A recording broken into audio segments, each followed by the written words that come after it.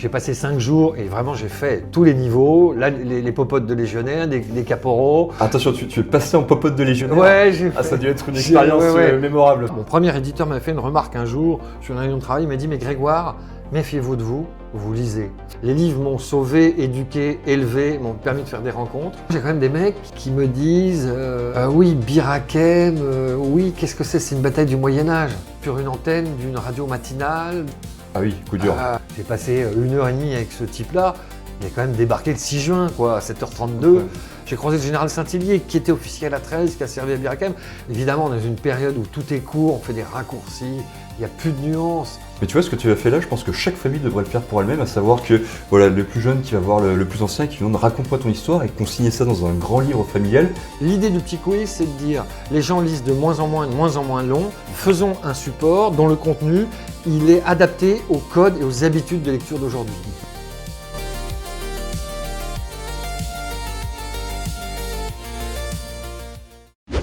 Bonjour et bienvenue sur ce nouvel épisode de la chaîne Guerre et Littérature. Aujourd'hui, j'ai le plaisir et l'honneur de m'entretenir avec Grégoire Tonat. Bonjour Grégoire. Bonjour Benjamin.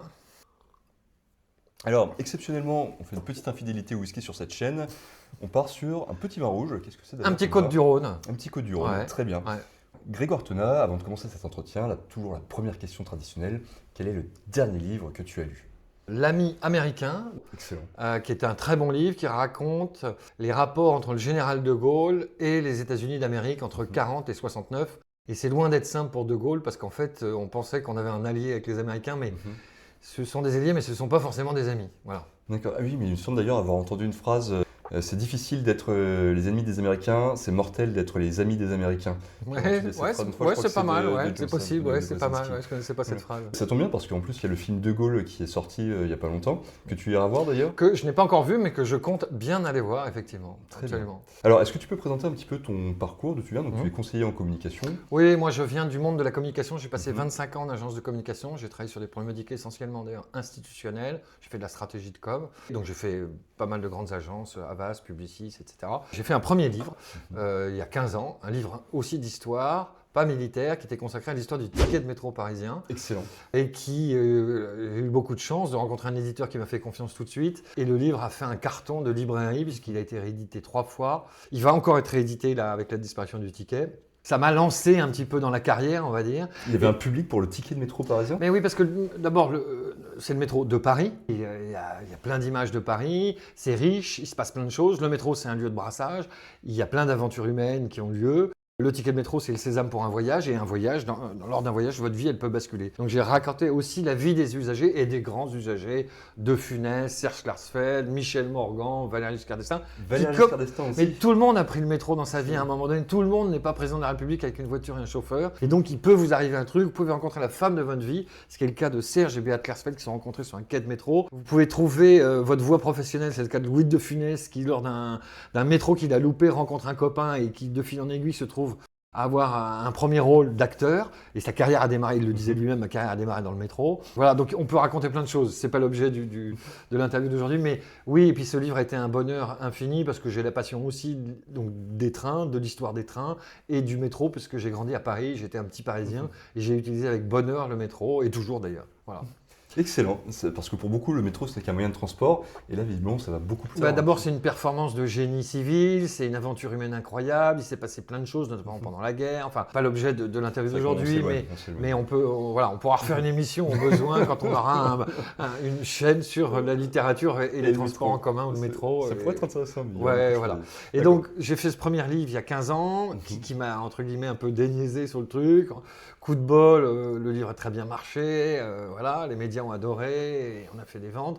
Et puis après, très vite, j'ai eu une autre idée à la veille du centenaire 14-18, et j'ai eu l'idée d'inventer ce petit format qui s'appelle Le Petit Quiz, et qui part d'un principe très simple. Je me suis aperçu qu'autour de moi, mes amis qui avaient fait plutôt des études, qui étaient plutôt dans des milieux cultivés, favorisés, etc. Mais ils avaient tout oublié de la guerre de 14, ils mélangeaient tout, etc.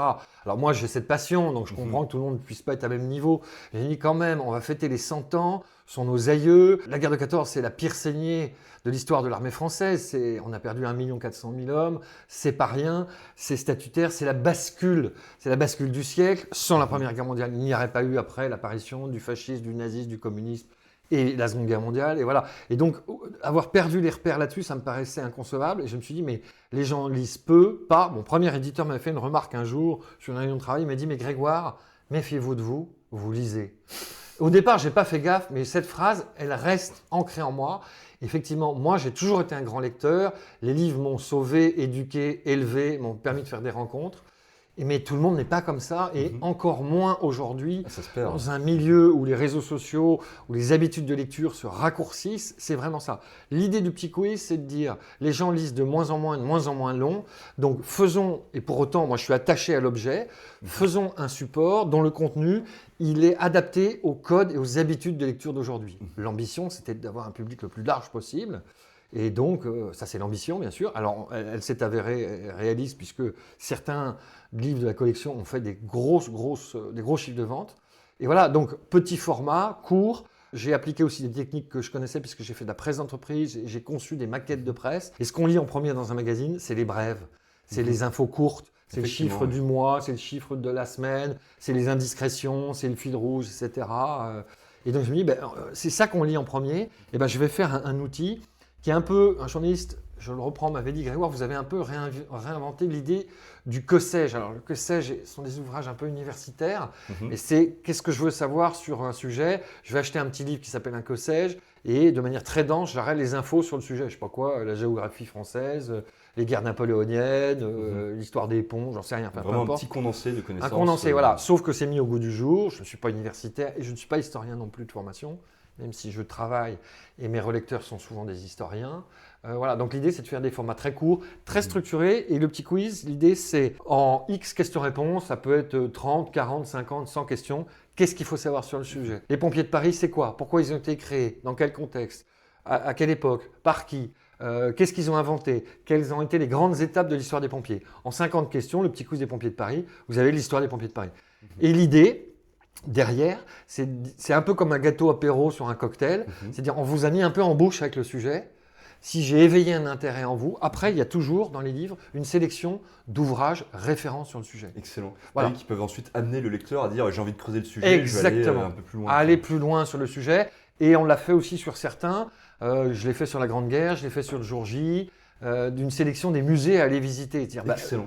La Grande Guerre, si ça vous a intéressé le petit quiz de la Grande Guerre, sachez qu'il faut aller à Verdun, il faut aller sur la Somme, il faut aller au musée de l'armée et aller voir tel musée et tel musée pour telle raison. Moi, c'est une ouverture sur le truc. Voilà. Pas plus, pas moins. Je ne suis pas historien, je ne fais pas des livres d'histoire, mais je fais des mises en bouche en fait sur le sujet. Ça me touche beaucoup parce que c'est un peu justement le but de la chaîne, de se reconnecter à son histoire, à sa littérature, et je cherchais un moyen de ramener les gens.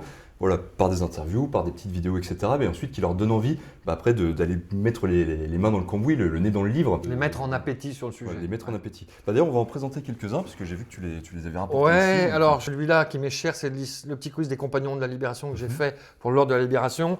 Toujours dans des sujets connexes, puisque j'ai eu la chance de travailler pour la Légion étrangère et une des unités emblématiques qui est la 13e des BLE, qui est l'unité entre guillemets, 100 compagnons de la Libération. Tu es allé les voir sur le plateau du Larzac j'ai fait une vraie immersion là-bas, j'ai passé du temps. La Légion, pour moi, elle est chère à mon cœur. On rencontre des gens absolument incroyables, des parcours de vie de dingue. Je suis admiratif de tout ça. J'aurais jamais pu être légionnaire, mais puis à la Légion, il y a de tout, quoi, en fait. Et c'est ça. Et puis cette manière de faire une osmose, d'harmoniser des gens qui viennent d'Oulan-Bator, du Brésil, de je sais pas quoi, du Népal ou de Russie, peu importe. Et tous ces gars marchent d'un pas vers un objectif. Et voilà. Et puis je trouve que j'ai un passé familial où j'ai un grand-père qui a servi avec des légionnaires. Et j'ai été aussi bercé par ces récits-là. Tu sais où est-ce qu'il a servi ? Il a servi dans l'armée du Levant dans les années 22-23. Mais vraiment, c'était un peu le Laurence d'Arabie. Il était dans un fort en terre sur un monticule avec des gars d'un régiment de Légion que j'ai retrouvé. Je suis en train d'identifier d'ailleurs en ce moment. Et il a passé plusieurs mois là-bas, il a failli y passer d'ailleurs. Et voilà, donc moi, ça a bercé mes récits d'enfance. Parce que moi, c'était mon Laurence d'Arabie à moi. Ouais, voilà. Et j'ai des photos de ça. Pour moi, c'est proche parce que je l'ai entendu me le raconter, mais quand je vois les photos, c'était il y a plus de 120 ans, quoi. 100 ans, pardon. Donc voilà, c'est de l'histoire. Tu as pu consigner dans l'écrit sa mémoire? Alors, je l'ai fait écrire lui-même. Je lui avais dit, mais Daddy, il faut que tu écrives ça. Et donc, il a écrit. Donc, il a fait ça de manière manuscrite. Et moi, je l'ai repris un peu après pour mes cousins. J'ai fait un document tapuscrit.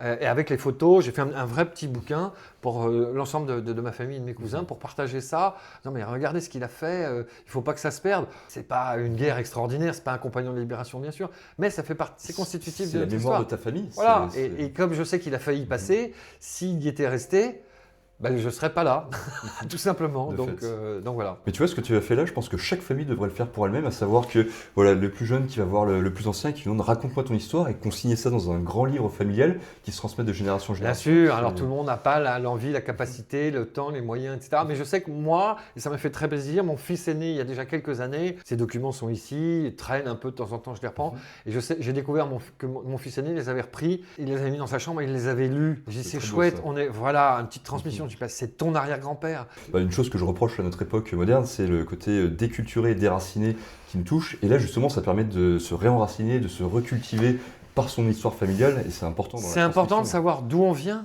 Les orphelins, les gens qui ont été adoptés, qui ne savent pas d'où ils viennent, ils passent leur vie à essayer de retrouver leurs racines. Quand souvent, nous, on les a à nos pieds, les mettre en ordre, les rendre accessibles pour les gens. C'est un exercice, hein, c'est pas facile. Ma femme a fait un document comme ça, vidéo, sur la maison de famille, qui a été malheureusement vendu, sauf qu'elle l'a fait pour tous ses cousins et les enfants de ses cousins. Ce document a été fait il y a 15 ans. Quand je revois le film, on l'a fait avec un professionnel.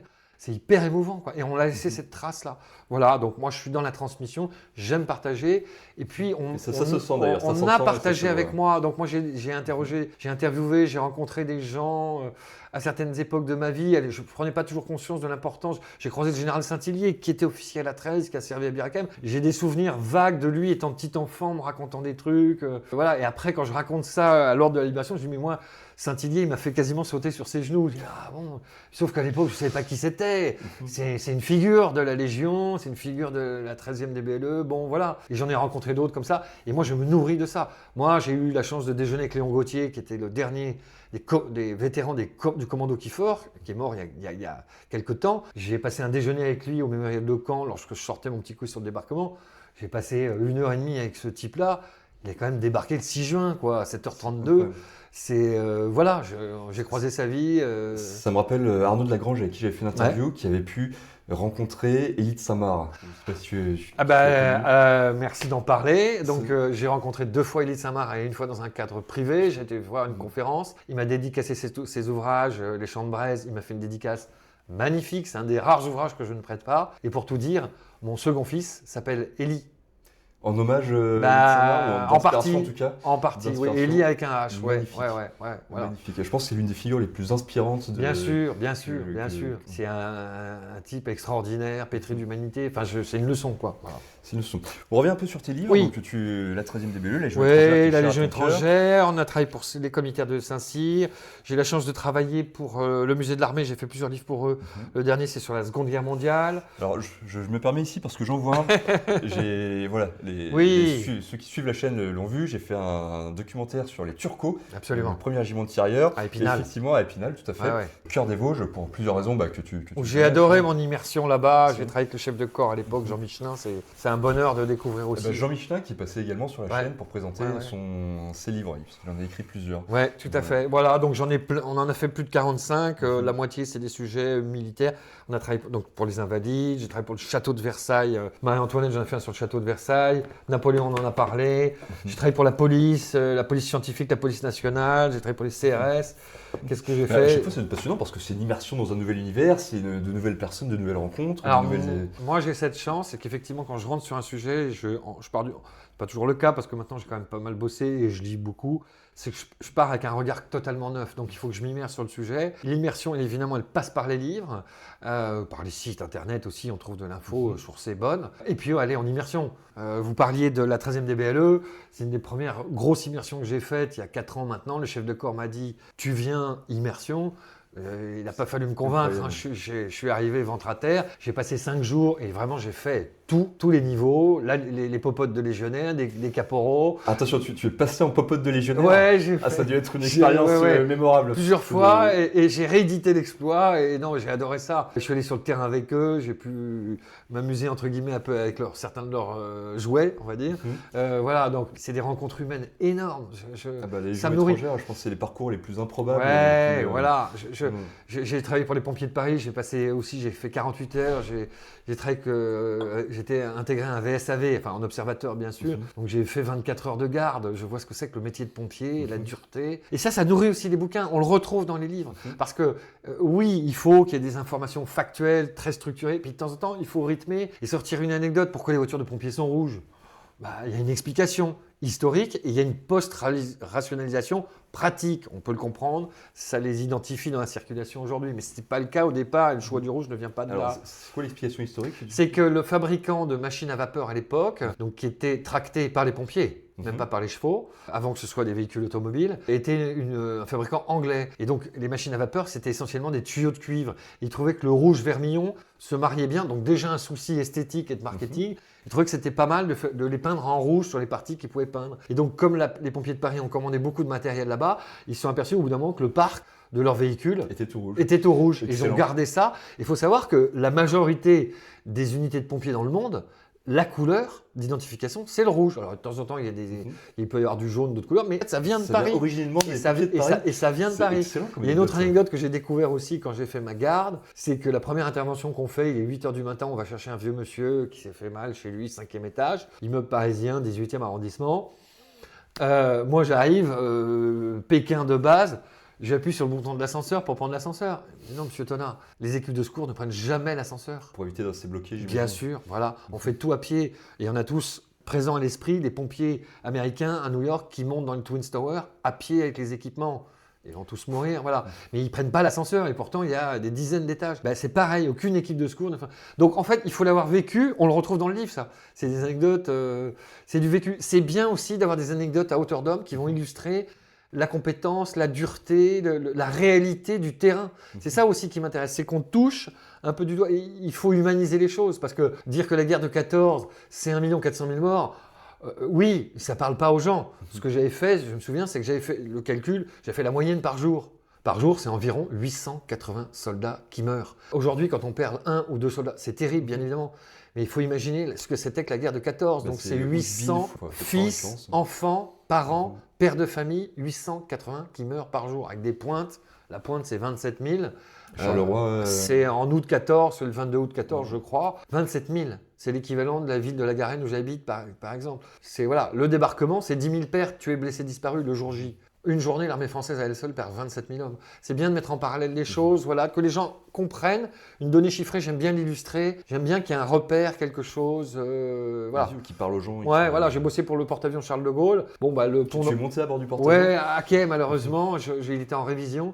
Mais quand on monte sur le quai, sur le pont, c'est impressionnant. Mais c'est impressionnant de dire aussi, je ne sais plus combien on a fait le rapport entre ce que ça représentait en superficie, en terrain de tennis. Parce que si je donne les dimensions, ça ne parle pas. Mais si on dit, ça fait, je ne sais plus quel est le chiffre, genre 6 terrains de tennis. Attendez, les mecs atterrissent de nuit par gros temps sur un truc qui fait 6 terrains de tennis. Oui. Faut être un peu costaud quand même, hein, les pilotes d'aéro. C'est quand même, voilà, on comprend qu'il y a du niveau. Voilà. C'est vraiment bien justement ce côté de vulgarisateur, parce que je pense que c'est un des soucis du monde militaire, c'est un monde qui a part de son côté, et réussir à faire le pont entre le civil et le militaire qui a tendance à parler dans son jargon et de choses qui ne parlent pas forcément au civil, et c'est là justement où tu touches du doigt le nerf en de la permanence. Moi je dis, quand je travaille avec eux, je leur dis, attendez, là on perd le lecteur. Ok, bien évidemment, il faut expliquer la technicité de certaines choses, mais il faut le vocabulaire. On va mettre l'acronyme, parce que l'armée, c'est le royaume de l'acronyme. Là, c'est un jargon à part entière. Voilà, donc bon, mais c'est bien de le mettre, parce que c'est un vocabulaire qu'il faut que les gens entendent, etc. Mais il faut tout de suite l'expliquer. Dire, voilà, qu'est-ce que ça veut dire un QL, c'est quoi un QL non, mais voilà, ça me vient à l'esprit comme ça, mais il y a plein d'autres choses. Un VSAV, qu'est-ce que la BSPP, voilà, donc le 5e RE, la 13e DBLE, Qu'est-ce que ça veut rien dire, 13e DBLE pour un Pékin, demi-brigade de Légion étrangère. Pourquoi demi? Pourquoi brigade?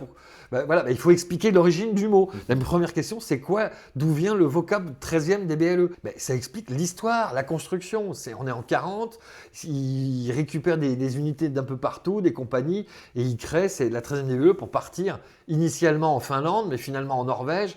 C'est ça la jeunesse du truc. Et donc, on tire le fil. Voilà. Donc, moi, je fais un travail de ligne de crête. C'est qu'en fait, il faut que je traduise le vocabulaire et les habitudes des militaires ou de la police ou d'autres sujets que je traite. Des corps de métier que tu Des corps de métier et de le mettre. Voilà, mon lecteur, moi, j'ai un objectif, je me dis, c'est un collégien, on va dire. C'est un collégien avec ses parents, parce que c'est familial, on sait qu'on a un lectorat familial. Et c'est ça, c'est ce qui va être compréhensible par un collégien. J'avais justement entendu ça, qu'un travail de vulgarisateur, c'est toujours imaginer qu'on a affaire à quelqu'un de 14 ans en face de soi, qui n'y connaît rien. Et comment je réagirais quand on m'explique ça? C'est en permanence ça, et moi j'ai des gens qui s'imaginent que tout le monde les connaît. J'ai travaillé sur des sujets, on parle de Napoléon, mais les gens, ils ont Napoléon, ils réalisent pas le bonhomme, le parcours. Napoléon, c'est 2 pages dans un livre d'histoire moderne. Aujourd'hui, voilà, mais enfin, Napoléon, oui, c'est un dictateur, c'est un peu court quand même, jeune homme. Ok, d'accord, mais enfin, sinon il a. Alors, ok, on peut reprocher des choses à Napoléon, bien sûr, il y a du bon, il y a du moins bon, mais c'est le code civil. Je veux dire, la création des lycées, la création du baccalauréat, il y a plein de choses qu'on doit à Napoléon qui régissent encore la société d'aujourd'hui. Donc, c'est les socles, ce qu'on appelle les socles de granit de la société d'aujourd'hui. C'est aussi un pacificateur, il a recréé en fait un certain nombre de repères, de choses hyper importantes. Voilà. Complètement, j'avais une discussion familiale où quelqu'un m'expliquait que Napoléon c'était Hitler sans les chambres à gaz. La comparaison est aussi absurde que dire que Alexandre le Grand c'était Hitler, ou dans ce cas-là César c'est Hitler. Oui, la grosse différence c'est que Hitler, une fois qu'il a été dessoudé, il y a plus rien qui est resté de lui. Alors que Napoléon, il infuse dans chaque partie de la société. Donc voilà, on retrouve du Napoléon partout, de la Banque de France à la culture, au lycée. Et le code civil a servi de modèle à beaucoup de codes civils dans d'autres pays en Europe. On a irrigué beaucoup de choses. Il a irrigué de beaucoup de choses. Mais comme Louis XIV aussi à une époque, évidemment, c'est une période où il faut démonter les icônes, démonter les héros, etc. Quand je vois le quotidien, quand j'étais avec les pompiers, j'étais avec un caporal-chef et 2 pompiers, ils avaient l'âge de mes enfants. Moi, je me souviens, j'ai interviewé. Alors, d'abord, pour commencer, quand je suis monté dans le véhicule, je suis content parce que la dernière fois que je suis monté dans un VSAV, c'était allongé à l'arrière sur une civière. Il m'était arrivé un sale truc. Là, je suis avec vous à l'avant, ça va, on est cool. Plutôt agréable. Et bon, j'ai dit, mais on passe 24 heures ensemble, donc on a le temps de discuter. J'avais dit, mais donc c'est des gamins de 20 ans, l'âge de mes enfants. Je dis, mais c'est quoi votre souvenir le plus fort? Moi, il y en a un qui m'avait raconté, il devait avoir 19 ans, il me dit, j'ai aidé une femme à accoucher dans la rue. J'ai dit, mais il m'avait dit, c'est formidable ce que vous faites. Je dis, merci beaucoup, mais moi, je n'ai pas aidé à donner la vie. Je n'ai pas sauvé une vie. Et c'est un gamin de 20 ans qui est payé à la solde d'un pompier. C'est quand même... Et je me dis, mais quand tu rentres le soir chez toi, tu as plus que la sensation d'avoir accompli ton devoir. Et tes parents... moi, j'aurais un fils pompier, mais ce serait une fierté, c'est pas le cas, infinie. Et puis ils ramassent les mecs, ils envoient ils voient du costaud quand même. En plus, ils se font caillasser, donc c'est encore un autre problème. Mais donc voilà, eux ou mes légionnaires, ou mes troupes de marine, ou mes marins du Charles de Gaulle, ou Léon Gauthier que j'ai eu la chance de croiser, qui a débarqué le matin du 6 juin avec le commando Kiefer, j'ai eu la chance de croiser. C'est des gens qui m'inspirent, quoi. Moi, j'ai un immense respect pour ces gens-là. Voilà, pas mal placés, pas trop. Et d'ailleurs, les vrais, souvent, ils sont très humbles en fait. Ils la ramènent pas. Faut souvent leur tirer les verres du nez. Moi, j'ai des amis officiers. On est devenus amis avec le temps et finalement, ils commencent à me raconter certaines choses. Ils sont pudiques. On peut le comprendre. Je pense qu'effectivement, cette pudeur dans l'armée de ne pas vouloir raconter ses guerres, en tout cas de ne pas vouloir capitaliser ou en profiter sur ces guerres, sur ce qu'on a fait, alors qu'il y aurait des expériences de vie absolument incroyables à partager. Je reviens juste sur une chose qui m'a fait sourire, c'est que tu as dit mes troupes de marine, mes pompiers. J'aime beaucoup le fait que tu sois un peu approprié. Je fais corps avec mes sujets. Je défends mes sujets. Moi, quand je vais en immersion, j'aime les gens. J'ai adoré... J'adore la Légion, j'ai adoré mes légionnaires, j'ai plaisir à y retourner, ils m'invitent régulièrement. À chaque fois, c'est une récréation de pouvoir se dire, tiens, allez, je vais me payer une journée, j'y vais, c'est loin, mais je suis toujours bien accueilli. Les Marsouins, les Bigorre, c'est pareil. Les tirailleurs, j'ai fait 2 séjours là-bas en février, dans les Vosges. Voilà, mais j'ai adoré découvrir découvert l'histoire et les traditions de l'armée d'Afrique que je connaissais peu ou mal, qui sont aussi exemplaires et il y a tellement de caricatures là-dessus. Enfin, évidemment, dans une période où tout est court, on fait des raccourcis, il n'y a plus de nuances. Moi, j'ai un travail qui peut être difficile, c'est-à-dire que quand j'écris court, je pèse mes mots. Le travail ne se fait jamais tout seul. J'ai des relecteurs, je travaille avec des conservateurs, je travaille avec les officiers de tradition. On a des arbitrages sur un mot. Est-ce que ça va être celui-là plutôt qu'un autre? On fait très attention, on essaye. C'est difficile. Quand on écrit court, les mots, vraiment, ça pète à la gueule tout de suite. Moi, j'ai pas ce talent-là. Je sais pas écrire un livre d'histoire de 500-800 pages. C'est pas dire que c'est dilué, mais c'est un autre exercice. Il est complémentaire et les deux doivent coexister. Moi, je ne peux pas travailler sans le travail des historiens. Mais je pense que moi, je peux amener à des gens qui sont des historiens de référence, des gens qui n'iraient pas naturellement. Et on se complète et voilà. Chacun a sa place. Voilà. Et donc, ce travail de choix des mots, il est délicat. De temps en temps, on touche à des sujets touchy. On lève des cadavres. Il y a des cadavres dans les placards. Il y a des choses pas cool. On ne va pas l'évoquer là, mais l'histoire, il s'est passé plein de trucs. Bah, voilà, c'est la vie. L'histoire est violente. Elle est violente. C'est la guerre. Il y a des atrocités. Voilà.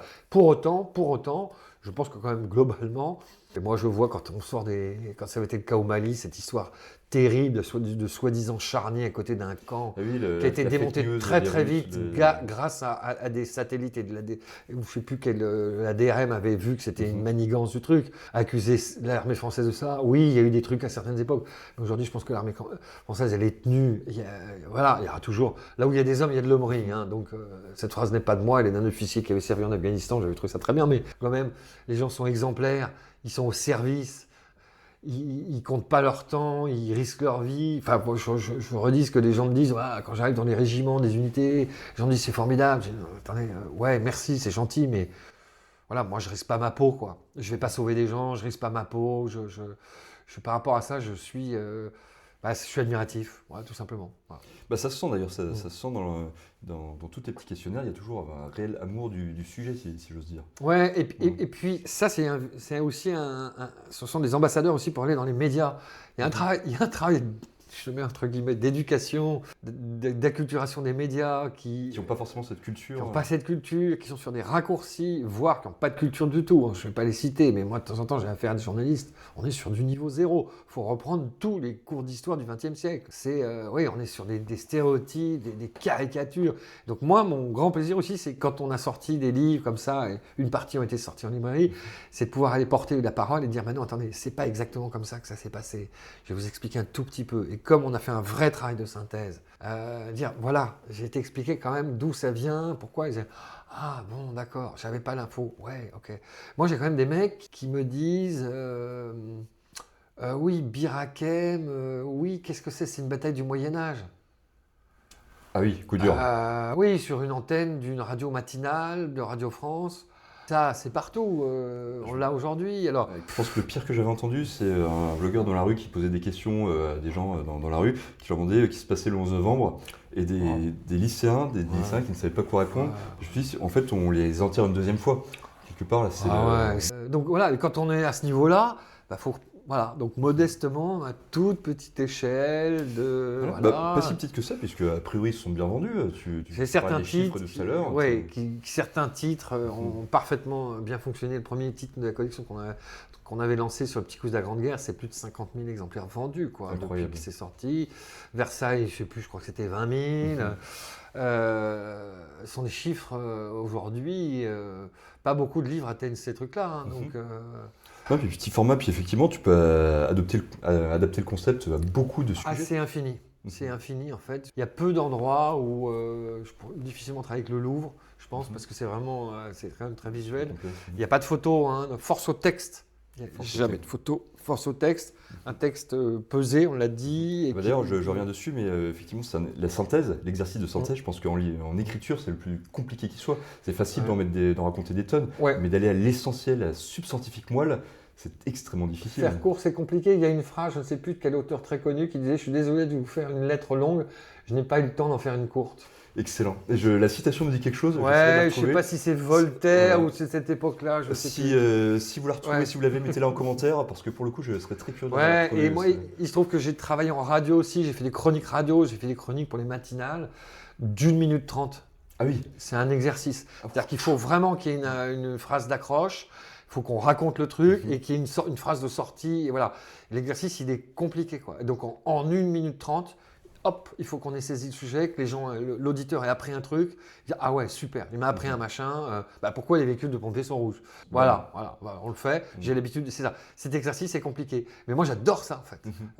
Peut-être que c'est lié à ma culture publicitaire, de la punchline, de l'accroche.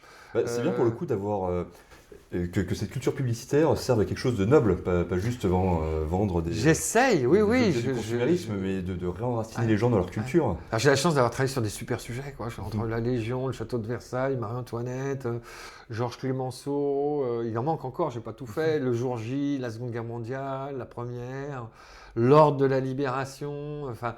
Moi, c'est des sujets qui m'animent, quoi, vraiment. Le dernier que j'ai fait, dont je suis très fier aussi, ce sont les troupes de montagne, que j'ai fait pour la 27e brigade de montagne, voilà, où j'ai aussi pu aller en immersion là-bas. J'ai passé 2 jours à Vars. Là aussi, c'est une autre culture. La Légion, les troupes de marine, les troupes de montagne, c'est encore un truc. Et ça, j'ai eu la chance d'être invité en plus à la Saint-Bernard, qui est la fête des saints patrons, qui était au Mont-Cenis l'année dernière, et une prise d'armes à 2000 mètres d'altitude dans un cadre absolument magnifique. Il faisait un temps de dingue. J'ai fait l'aller-retour pour ça. J'ai pas regretté parce que ça claque, quoi. Donc là aussi, en montagne, ça ment pas, quoi. C'est-à-dire on sait pas, parce que là… on ne peut pas mentir face à la montagne. On ne peut pas mentir. C'est comme en mer, c'est-à-dire qu'il y a une phrase de Tabarly qui dit pareil, en mer, on sait pas. Ceux qui mentent, en fait, ils restent pas ou ils disparaissent d'ailleurs. Je crois que c'est les troupes de montagne qui ont le plus de pertes à l'entraînement. Ils sont dans un milieu qui est naturellement qui est hostile. Donc voilà, là aussi, il y a une belle histoire. Là aussi, ça, c'est des choses méconnues, ce qu'on appelle l'armée invaincue, merci, pardon. L'armée des Alpes. L'armée des Alpes.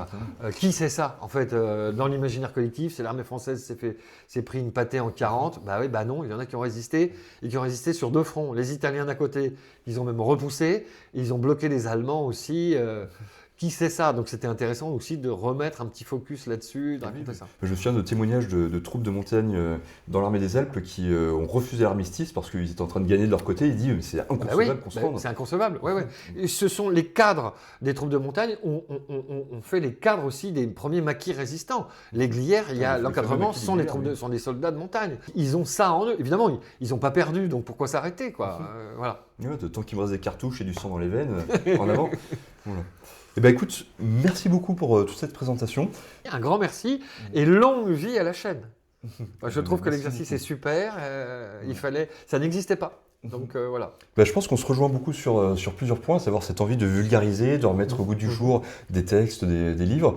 Et oui, quand j'ai vu ton format, j'ai tout de suite adoré. J'avais déjà vu les Turcos, j'avais vu Clemenceau qui était passé sous les mains, et de pouvoir mettre un visage sur le nom d'auteur, c'était extrêmement plaisant. Voilà. Un très bon moment, merci. Ça me fait très plaisir, le vin très très bon aussi. Voilà.